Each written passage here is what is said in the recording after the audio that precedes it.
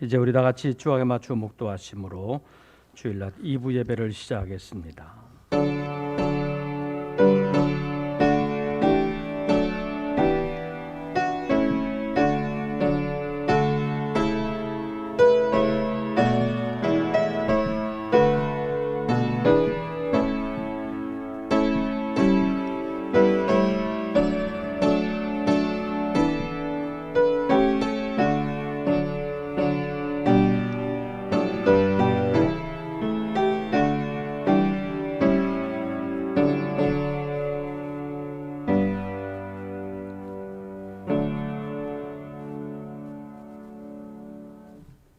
주의 집에 사는 자들은 복이 있나니 그들이 항상 주를 찬송하리이다.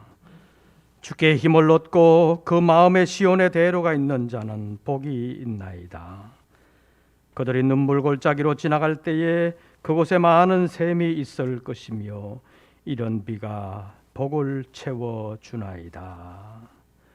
하나님은 영이시니 예배하는 자가 영과 진리로 예배할지니라. 아멘. 오늘도 저희들을 불러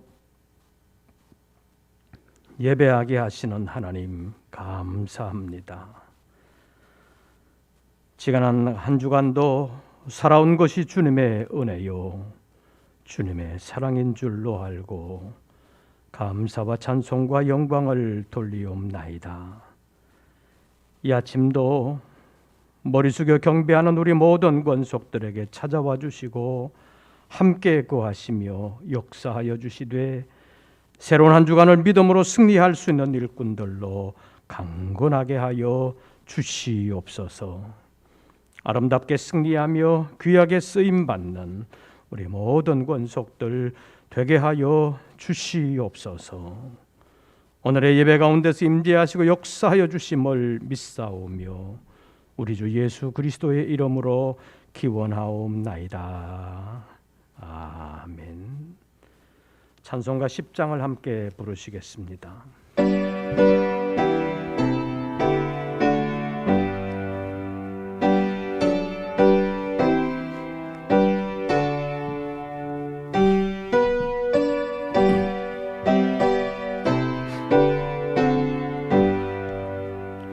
전능왕 오소서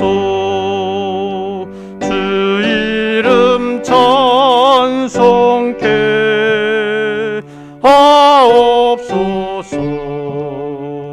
영광과 권능의 성부여 오셔서 우리를 다스려 주옵소서. 강생한 성자여 오셔서 기도를 들으소서. 택하신 백성들 복 내려주시고 거룩한 마음을 주옵소서. 위로의 주 성령 오셔서 큰 증거 주옵소서. 주시여 각 사람 마음에서 떠나지 마시고 계십소서. 성삼일체께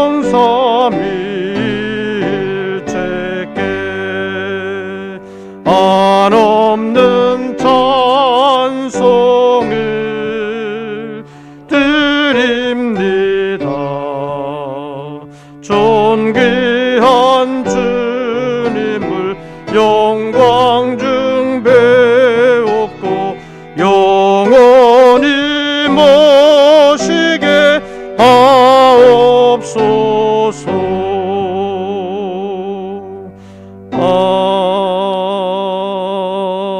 아멘. 기도드리겠습니다.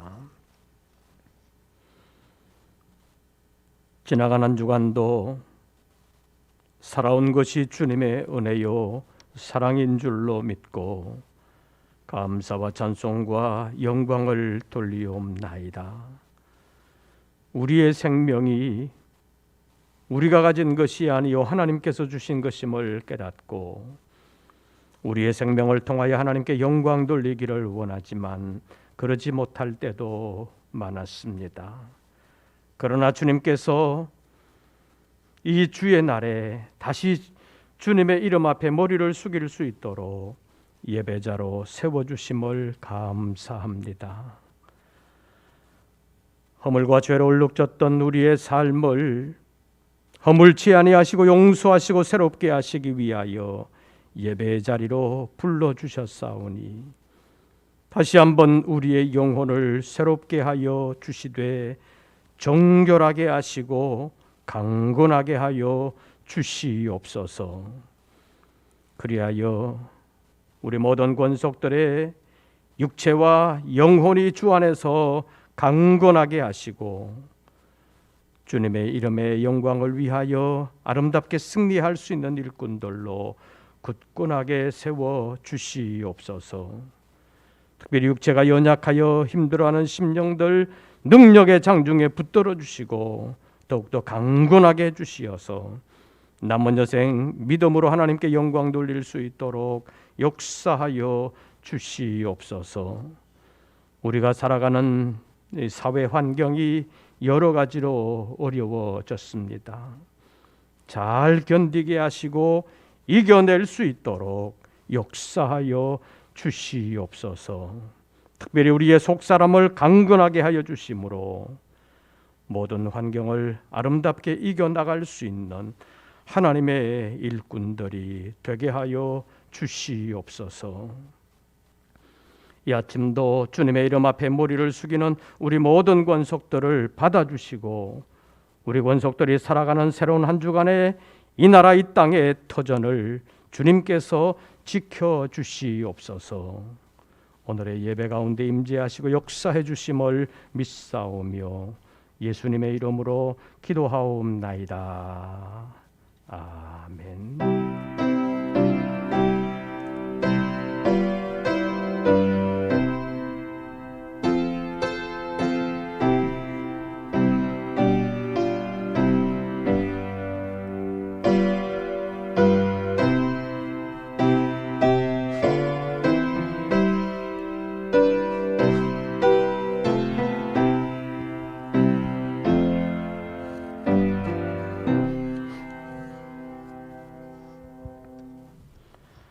오늘 우리에게 주시는 하나님의 말씀을 찾습니다. 구약성경 시편제 92편입니다.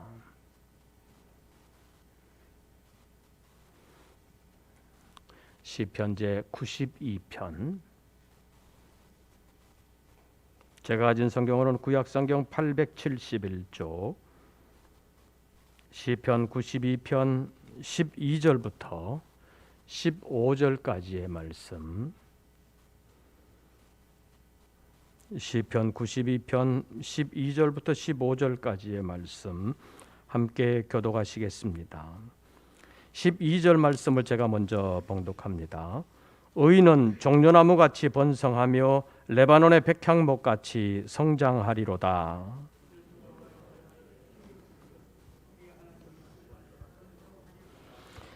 그는 늙어도 여전히 결실하며 진액이 풍족하고 빛이 청청하니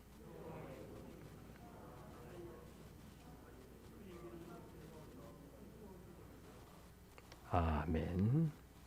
이 아침에도 주님의 이름 앞에 영광 돌리기를 원하는 우리 모든 권속들에게 우리 주님의 은혜와 평강이 함께 하시기를 축원합니다. 우리나라를 과거와 비교해 보면 정말 부자 나라가 되었습니다. 그것도 어느 나라처럼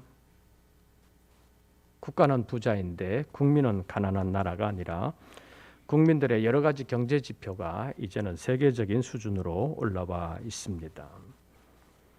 1962년에 1인당 국민소득이 120달러였는데 그때 세계 평균이 481달러였다고 합니다.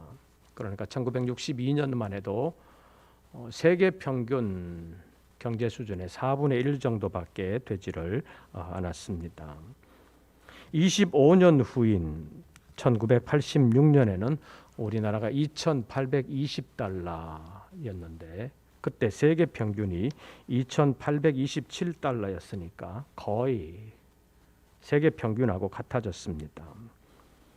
그런데 2016년에 보니까 우리나라가 27,600달러, 그 당시에 세계 평균은 1,299달러, 그러니까 세계 평균의 2배 이상 높아졌습니다.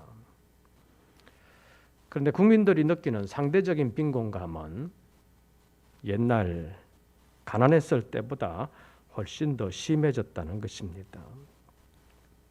그러니까 국민들이 가난하다고 느끼는 것은 옛날 진짜 가난했을 때보다도 훨씬 더 지금이 더하다는 것입니다. 지난 주간에 예수 믿는 청년들이 느끼는 우리 사회에 대한 인식을 조사한 것이 발표되었는데 우리 예수 믿는 청년들이 이 사회를 어떻게 보고 있느냐 하는 것입니다. 예수 믿는 청년들도 우리 사회는 돈이 최고인 사회다 이렇게 인식하고 있다는 것입니다. 그래서 돈이 최고라는 인식, 이 사회는 돈이 최고인 사회다라고 인식하고 있는 것이 청년들의 92%가 그렇게 인정을 했다는 것입니다.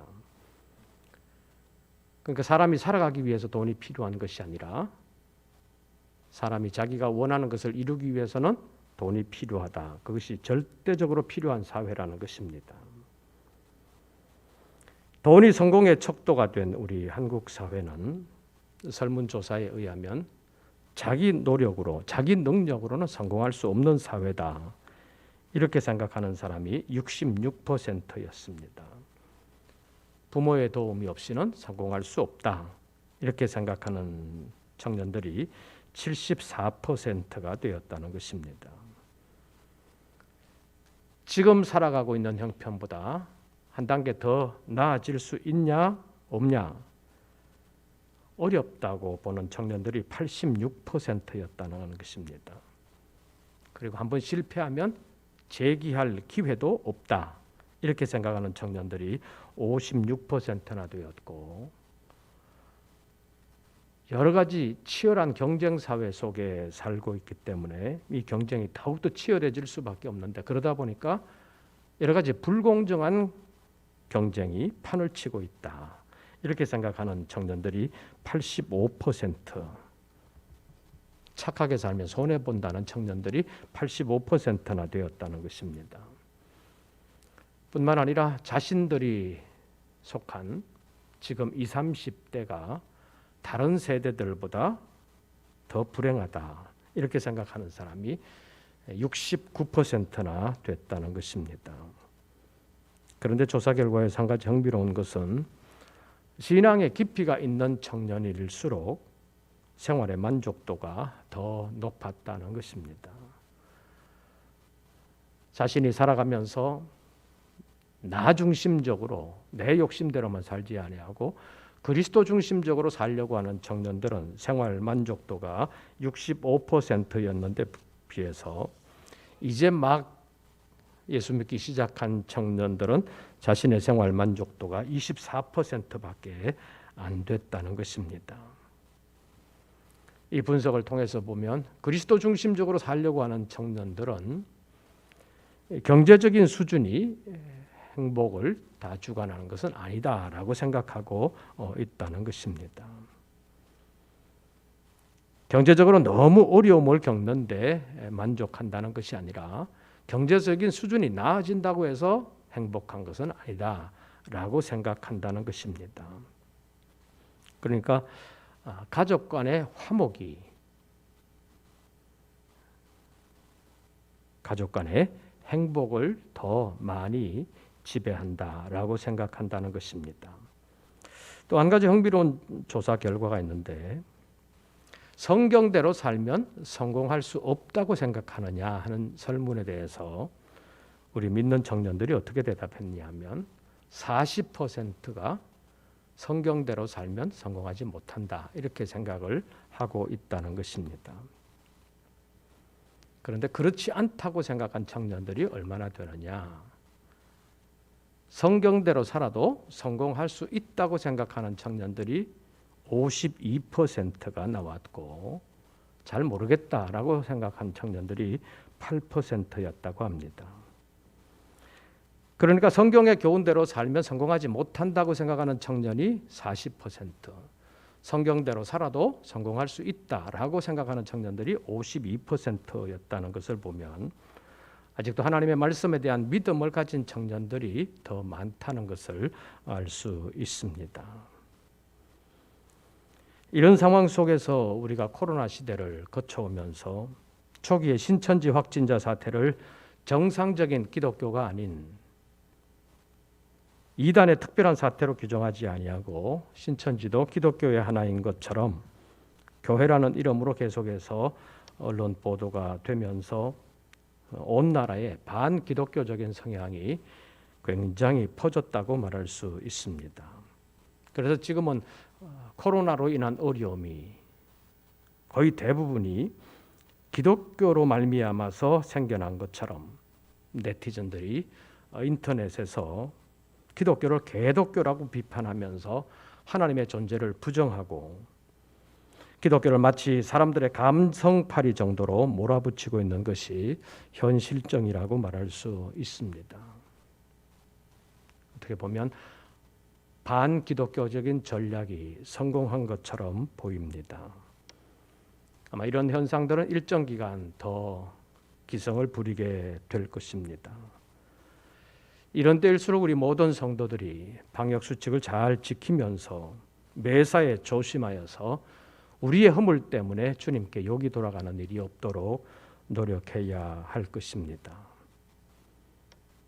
그럼에도 불구하고 우리 믿는 성도들이 위축되거나 낙심하지 아니하고 마음을 더욱더 굳건하게 하여 믿음을 지키면서 지금도 우리 안에서 역사하시는 주님을 의지해서 아름답게 승리하는 우리 모든 권속들 되시기를 바랍니다.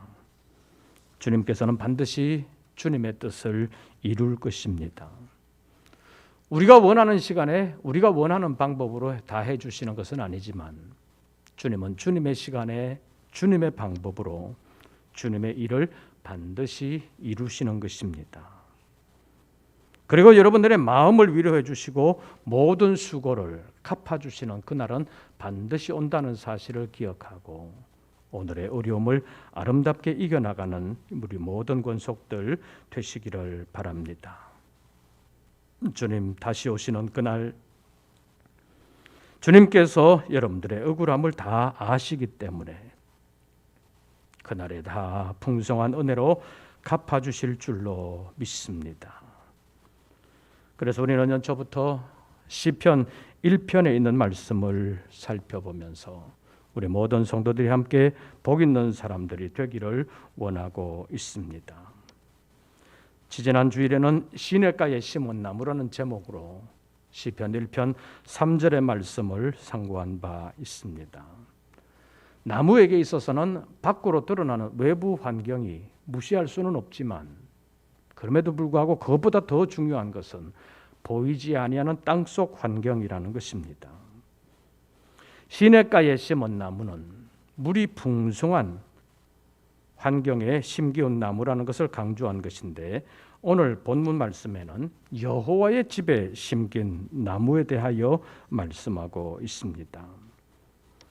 여기에 여호와의 집이라는 말은 여호와 하나님께서 계시는 곳을 의미합니다. 창세기 28장에 있는 말씀을 보면 야곱이 아버지를 속이고 장자의 명분이 받는 아버지의 축복을 가로챘습니다. 그것이 탄로 났을 때 에서에게서 죽임당할 것을 염려한 야곱이 도망가게 되는데 외삼촌 라반이 있는 밧단아람으로 도망을 가게 될 때 그 도망길에서 루스라는 곳에서 하룻밤을 지내게 되는데 밤새우는 그날 밤에 그곳에서 하나님을 만나게 됩니다. 그때 그곳 이름을 베델이라고 불렀습니다. 본래 그 동네 이름이 루스라는 곳이었는데 그곳 이름을 베델이라고 불렀는데 왜냐하면 하나님을 만났다라고 생각했기 때문에 하나님의 집이라는 뜻으로 베델이라고 불렀던 것입니다. 야곱이 왜 그곳을 하나님의 집이라는 의미로 베델이라고 불렀느냐? 창세기 28장 16절 말씀에 보면 야곱은 이렇게 설명합니다. 과연 여호와께서 여기 계시거늘 내가 알지 못하였도다.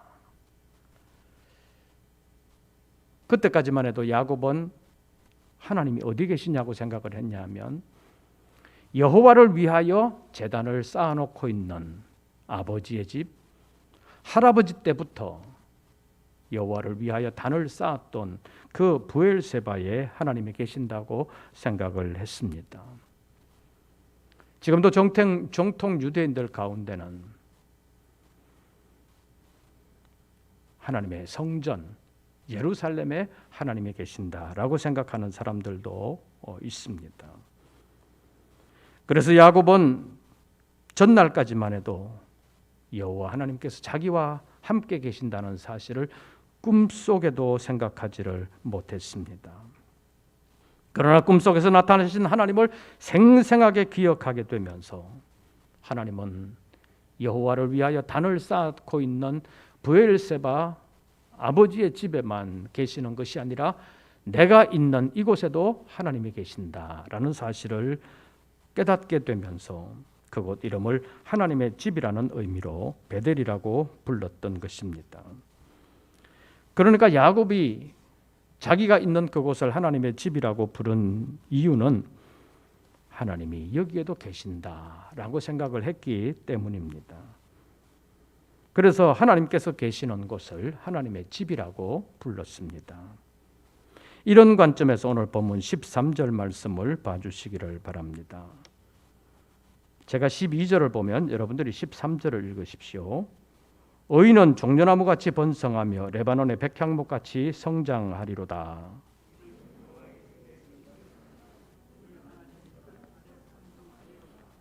12절과 13절을 종합해서 보면 의인은 어디에 심겼으며 여호와의 집에 심겼으며, 이런 관점에서 보면 의인은 여호와의 집에 심겼기 때문에 여호와께서 함께 하신다. 하나님께서 의인들과 함께 하신다. 그런 의미가 되겠습니다. 풀이해서 말하면 의인이 있는 곳에는 하나님이 함께 계신다. 그런 의미가 되겠습니다. 마치 하나님께서 그 아들 예수 그리스도를 혼자 버려두지 아니하시고 항상 함께 하셨던 것처럼 말입니다. 요한복음 8장과 요한복음 16장에 있는 말씀을 보면 예수님께서 이런 말씀을 하셨습니다. 나를 보내시니가 나와 함께 계시도다. 나는 항상 그가 기뻐하시는 일들을 행함으로 아버지께서 나를 혼자 두지 아니하셨느니라. 요한복음 16장에서는 보라 너희가 각각 제 곳으로 다 흩어지고 나를 혼자 둘 때가 오나니 벌써 왔도다. 그렇게 말씀하시면서 너희가 나를 다 떠나도 나는 혼자가 아니다. 왜냐하면 아버지께서 나와 함께 계시기 때문이다 라고 말씀하셨습니다. 하나님은 하나님의 말씀대로 살아가는 사람을 혼자 버려두시지 않는다는 것입니다. 반대로 말하면 사람이 자기 욕심대로 살면 하나님께서 함께 하시지 않지만 하나님의 말씀대로 살면 하나님께서 항상 함께 하신다는 것입니다. 그런 사람을 오늘 본문의 표현으로 하면 여호와의 집에 심겼다, 이렇게 표현할 수 있다는 것입니다. 그래서 오늘 시편 기자는 의인은 여호와의 집에 심긴 종려나무와 레바논의 백향목과 같다라고 말하고 있습니다. 그것은 무엇을 의미하느냐? 하나님이 계시는 곳에 의인이 있기 때문에 의인의 모든 것을 지켜주실 뿐만 아니라 필요한 모든 것을 공급해 주신다라는 의미가 들어 있습니다. 시편에서 가장 애송하는 시편 구절을 든다면 시편 제23편일 것입니다. 그 첫 번째 구절이 여호와는 나의 목자시니 내게 부족함이 없으리로다. 목자는 밤낮 없이 양과 함께합니다. 때문에 양은 밤낮 없이 하나님의 보호를 받습니다. 다윗은 하나님을 자신의 목자로 모시고 살았기 때문에 사망의 음침한 골짜기와 같은 세상을 살아가는 동안에도 해를 두려워하지 아니하고 살아갈 수 있었다는 것입니다. 사람은 일반적으로 한치 앞의 일도 알지 못하기 때문에 나의 내일이 어떻게 될까? 이것에 대하여 확신하지 못하고 두려움에 사로잡힐 때가 많습니다. 그런데 다윗은 해를 두려워하지 않는다고 말했습니다. 내일이 어떻게 될지, 혹시 해코지하는 사람은 없을지, 이것에 대하여 두려워하지 않았다는 것입니다. 왜 다윗이 두려워하지 않았느냐? 시편 23편 4절에서 말하기를 내가 사망의 음침한 골짜기를 다닐지라도 해를 두려워하지 않을 것은 주께서 나와 어떻게 하심이라? 함께 하심이라. 주께서 함께 하시기 때문에 해를 두려워하지 않는다고 말했습니다. 주께서 함께 하신다는 그 말을 오늘의 본문식으로 표현하면 다윗은 여호와의 집에 심긴 나무와 같은 사람이었다는 것입니다. 여호와의 집에 있었기 때문에 여호와께서 함께 하셨고, 여호와께서 함께 하셨기 때문에 여호와께서 그를 지켜주셨고 그의 필요한 것을 공급해 주셨다는 것입니다. 푸른 초장으로 잔잔한 물가로 인도하시면서 그의 필요한 것을 공급해 주셨고 주의 지팡이와 막대기가 그를 지켜주셨다는 것입니다. 하나님께서 함께 하신 결과입니다.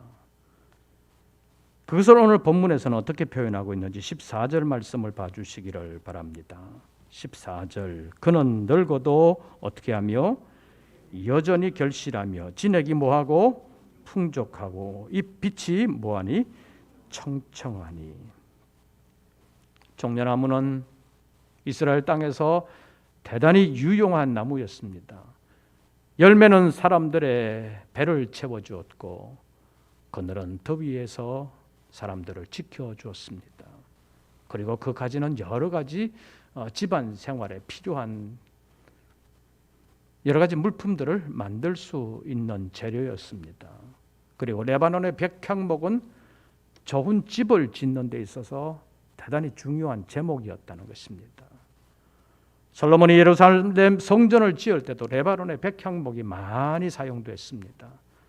그런데 그 레바논의 백향목은 굉장히 큰 나무였습니다. 아람드리로 큰 나무였고 굉장히 높이 크는 나무였습니다. 뿐만 아니라 이 백향목은 굉장히 오래 사는 나무였다는 것입니다. 그래서 지금도 레바논에서는 이 백향목이 오래된 것 가운데는 한 2000년 정도 된 나무가 살아 있다는 것입니다. 굉장히 오래 사는 나무지요. 그래도 세월이 흐르면 나무는 죽게 되어 있습니다. 그런데 여호와의 집에 심겨진 나무는 늙어도 여전히 결실하고 진액이 풍족하고 잎이 청청하다고 표현되고 있습니다. 그래서 늘 생명력이 공급된다는 것인데 이것은 무엇을 말하는 것이냐? 하나님은 하나님의 사람들에게 늘 생명력을 공급해 주신다는 것입니다. 마치 하나님께서 예수 그리스도를 죽은 자 가운데서 살리셔서 영원히 살게 하신 것처럼 하나님께서는 하나님의 사람들에게 죽지 아니하는 생명, 영생을 주신다는 것입니다. 이 생명이 사람을 온전히 살리십니다. 육의 생명은 육체의 생명을 주지만 그 육체의 생명은 100년도 쉬가지를 못합니다. 그러나 주님께서 주시는 생명은 사람을 영원히 살게 합니다. 그리고 온전히 살게 합니다. 사랑하는 성도 여러분, 지금 여러분은 어떤 것을 추구하고 살고 계십니까? 여러분의 삶은 어디에 뿌리를 내리고 있는 것입니까? 하나님께 뿌리를 내려야 하나님으로부터 생명력을 얻고 하나님으로 말미암아 살게 된다는 것입니다. 오늘 본문 14절 말씀에 보면 그는 늙어도 여전히 결실하며 진액이 풍족하고 빛이 청청하다고 말씀하고 있습니다. 우리의 육신은 늙어갈 수밖에 없습니다. 그러나 주님 안에 있는 생명은 날마다 새로울 수 있다는 것입니다. 바울 사도는 겉사람은 후패해도 나의 속사람은 날마다 새롭다고 표현했던 것처럼 육의 사람은 늙어지고 쇠락할 수밖에 없지만 주님께서 주시는 생명으로 살아가는 그 생의 사람, 영의 사람은 늙어도 여전히 결실하고 진액이 풍족하여 그 잎이 청청한 나무처럼 하나님의 생명으로 우리는 영원한 삶을 살 수 있다는 것입니다. 하나님의 이 생명이 우리를 진정으로 살리는 것입니다. 이 생명이 세상을 이기게 합니다. 이 생명이 하나님을 기쁘시게 합니다. 그래서 이 생명으로 살아가는 사람은 어떤 일을 하느냐? 15절 말씀 보십시오. 그가 선포하는 것이 있습니다. 여호와의 모하심과 정직하심과 나의 모되심과 바위 되심과 하나님에게는 뭐가 없음이 불의가 없음이 뭐 되리로다? 선포되리로다. 하나님께 생명력을 얻고 하나님으로 말미암아 살아가는 사람은 하나님이 정직하시다. 하나님이 바위처럼 든든하시고 나를 지켜주심이 하나님께 있다. 그리고 하나님께는 불의함이 없다라는 것을 선포하는 삶을 산다고 말하고 있습니다. 다시 말하면 여호와의 정직하심과 나의 바위 되심 그리고 그에게는 불의함이 없다고 하는 것을 선포하는 하나님의 사람에게 하나님께서 함께 하셔서 그에게 하나님의 생명으로 함께 하심으로 그가 늙어도 여전히 결실하며 진액이 풍족하여 잎이 청청한 나무처럼 하나님의 생명으로 살아갈 수 있도록 날마다 함께하여 주시는 것을 시편 기자는 노래하고 있는 것입니다. 안식일마다 주의 전에 오르면서 하나님은 이런 사람에게 함께 하신다라는 것을 오늘 본문을 통해서 노래하고 있습니다. 우리가 살아가는 여러 가지 환경이 어렵습니다. 아까도 말씀드린 것처럼 반기독교적인 성향들이 점점 더 세력을 얻어가고 있는 것이 오늘의 한국 사회입니다. 이런 사회 속에서 우리가 어떻게 살아갈 수 있느냐? 여호와의 집에 심겨져서 여호와의 생명으로 다시 힘을 얻어야 이 시대를 이겨나갈 수 있고 여호와의 정직하심과 나의 바위 되심 그리고 여호와에게는 불의함이 없다라는 것을 선포하며 살 수 있다는 것입니다. 여호와의 집에 심겨진 나무처럼 하나님의 의를 기억하고 하나님의 의를 의지하면서 하나님께서 주시는 생명으로 이 시대를 이겨나가면서 끝까지 사명을 감당하는 우리 모든 권속들 되시기를 주의 이름으로 축원합니다. 기도하겠습니다. 오늘도 불러주시고 예배하게 하시는 하나님 감사합니다. 여호와의 집에 심겨진 나무처럼 여호와에게 뿌리를 내리고 여호와로 말미암아 생명력을 얻고 세상을 이겨나가는 우리 모든 권속들 되게 하여 주시옵소서. 예수님의 이름으로 기도하옵나이다. 아멘. 찬송가 526장을 부르시면서 준비하신 예물 드리겠습니다.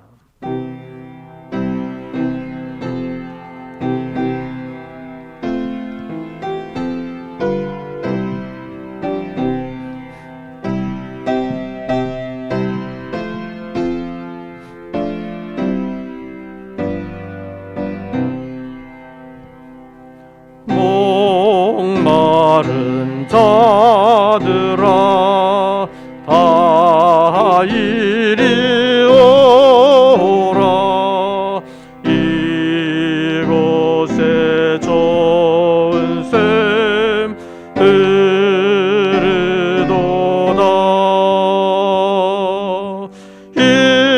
힘쓰고 애쓰니 없을지라도 이 샘에 오면 다 마시겠네. 이 샘에 솟는 물 강같이 흘러 온전한 만국에 다 통하네. 빈문하기 전에 분별이 없이 다 와서 쉬고 지겠네. 생명수 샘물을 마신 자마다 목 다시 마르지 아니하고 속에서 생수가 되어 영원히 솟아 늘 풍성하리. 이 샘의 이름은 생명의 샘물. 조수정 빛같이 늘 맑도다. 어린 양 보좌가 근원이 되어 생명수 샘이 늘 그치지 않네. 기도드리겠습니다. 열심히 수고한 소득의 11조와 여러 가지 명목의 감사 예물을 주님 앞에 올립니다. 우리가 노력은 하지만 노력의 결과까지 책임질 수 없는 것을 아시는 주님, 모든 것을 주님께 맡기며 삶의 전폭을 하나님 의지하기를 원하는 사랑하는 성도들에게 하나님께서 생업과 직장을 보장하시고 수고하는 모든 일들이 헛수고되지 아니하도록 지켜주시옵소서. 내가 어떻게 할 수 없는 것을 아시는 주님, 사랑하는 성도들의 구체적인 삶의 현장에서 늘 함께하여 주사 그 수고를 통해서 보람이 있게 하시고 열매가 있게 하시며 하나님 나라의 상급이 되게 하여 주시옵소서. 그리하여 여러 가지로 혼란스럽고 어려움이 많은 이 시대 가운데서도 믿음을 잘 지키게 하시고 믿음으로 이겨내게 하시고 하나님께 영광 돌리는 삶을 살아갈 수 있도록 도와주시옵소서. 우리의 육체적인 삶에도 하나님께서 은총을 베풀어 주셔서 믿음으로 잘 승리하며 귀하게 쓰임받을 수 있는 우리 모든 권속들 되게 하여 주시옵소서. 다시 한 주간을 살아야 되겠사오니 한 주간의 구체적인 삶의 현장에서 하나님이 지켜주시옵소서. 필요한 것을 공급해 주시옵소서. 믿음으로 승리하게 하여 주시옵소서. 이제는 우리 구주 예수 그리스도의 은혜와 아버지 하나님의 크신 사랑과 성령님의 교통하심이 늘 하나님과 함께 하기를 원하며 여호와께서 계신 곳에 함께 거하기를 원하는 우리 모든 권속들 위에 이제부터 영원토록 함께 하시기를 축원하옵나이다. 아멘.